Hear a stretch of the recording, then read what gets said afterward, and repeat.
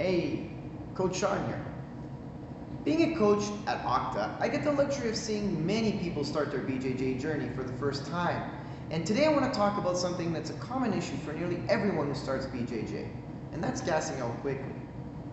This is a normal phenomenon in BJJ, and sure, your cardiovascular capacity and overall fitness are definitely factors in this equation.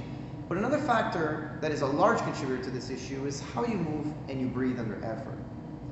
Different sports require different types and levels of effort. For example, a leg-heavy exercise like biking or running will require more oxygen to maintain due to the larger muscle groups that are being used. Whereas an upper body dominant movement like a bench press or throwing something requires much less oxygen to maintain.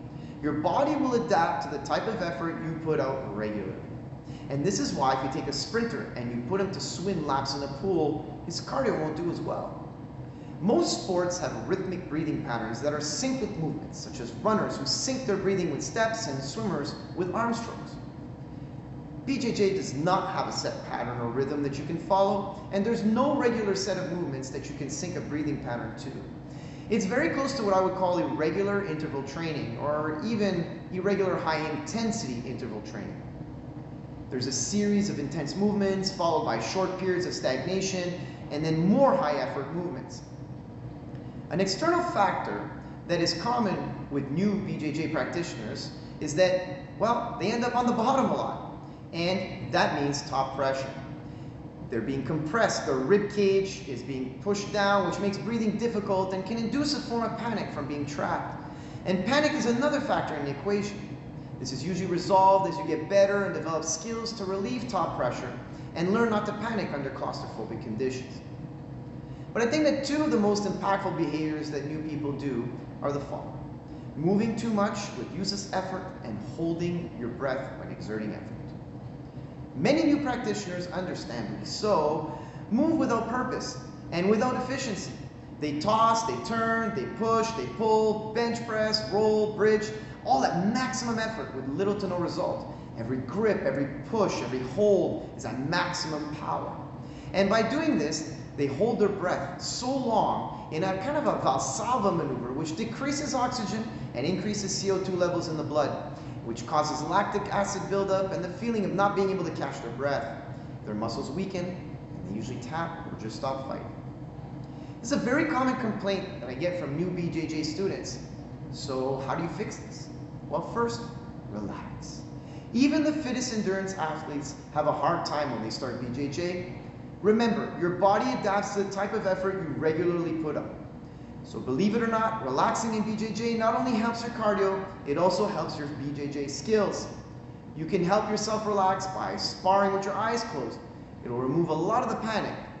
If you think of it, your eyes can only see a very small percentage of your opponent when they're on top of you anyway. Any threatening movement they do can induce panic when you're new. Oh, he's reaching for my neck. Remove that stimulus and close your eyes and rely on your sense of touch.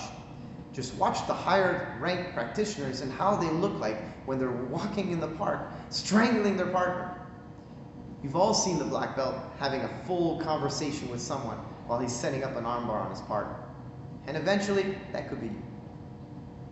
Second, don't hold your breath. This is something that you have to consciously work on, because you're naturally going to want to brace when you're moving.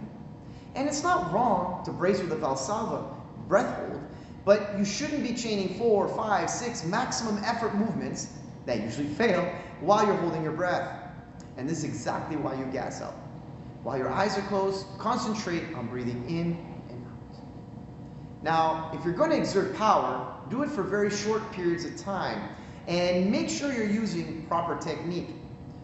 There are very few techniques that require long, high-effort motions in BJJ.